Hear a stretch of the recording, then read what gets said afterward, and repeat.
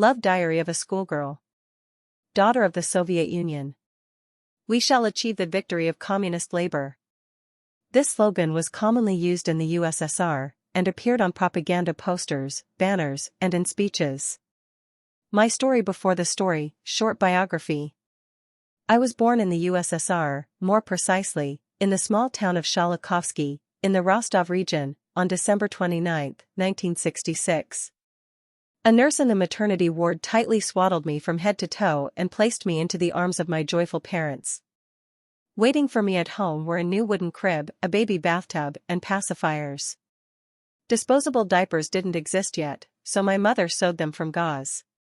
She was granted 3 months of maternity leave. When my sister was born in 1974, the time had increased to 12 months. After my mother returned to her job as a pediatric nurse, my grandmother took over caring for me. In her spare moments, she would shop for groceries or cook on a stove fueled by wood and coal. Meanwhile, I grew up. Attending kindergarten, sledding down snowy hills in winter, drinking citro, a fizzy Soviet lemonade, playing hopscotch with girls, and war with boys. Every New Year, we decorated a fragrant pine tree we called Yolka. Soon, my parents dressed me in a brown school uniform with a white apron, tied 2 white bows in my hair, and sent me to school. I proudly wore the red Oktyabryanok star on my chest, and later, the red pioneer tie around my neck. Each summer, I spent a month at the Ugoliok Scout Camp. We didn't use sunscreen back then, our skin burned quickly. Eventually, I joined Komsomol, the political youth league. We celebrated Defender of the Fatherland Day on February 23 by honoring our male classmates, and they returned the gesture on March 8, International Women's Day. Like most teenagers, I began experimenting with cheap wine known as 3-7s, cigarettes, marijuana, and kisses. After graduating from high school with a gold medal of academic excellence, I failed the entrance exams to Rostov Medical School.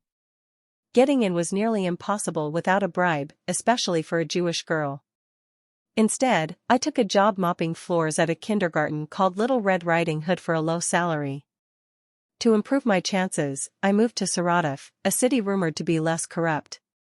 There, I worked as a secretary at the district health department, thanks to my military uncle, who had a few connections.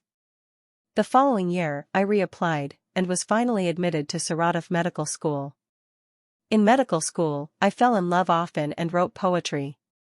That didn't leave much time for studying, but I still managed to earn A's on many tests. After my first year, I joined a student construction brigade at an old brick factory, where a wet brick weighing 2.5 kilograms fell on my foot. Following my second year, I spent the summer as a train conductor, a mandatory 1-month job. I also sang in the school's propaganda band. I loved to sing, though I didn't care for the repertoire, but it was the only band in sight. During my 3rd year, I fell madly in love with a boy named Lisha. It ended badly. In a fit of heartbreak and rebellion, I married the first man I met while vacationing on the Black Sea. In 1985, I left Saratov, my school, my dearest friends, and transferred to Rostov Medical School to be with my new husband.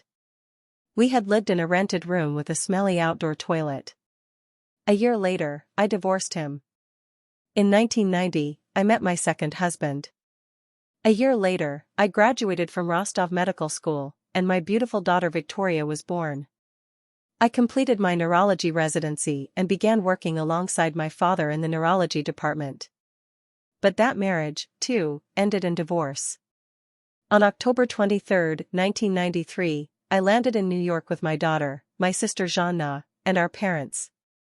I made several unsuccessful attempts to rebuild my personal life. Reflecting on my daughter, I decided it was time for her to get to know her father, and I invited my second husband to join us in the U.S. We remarried.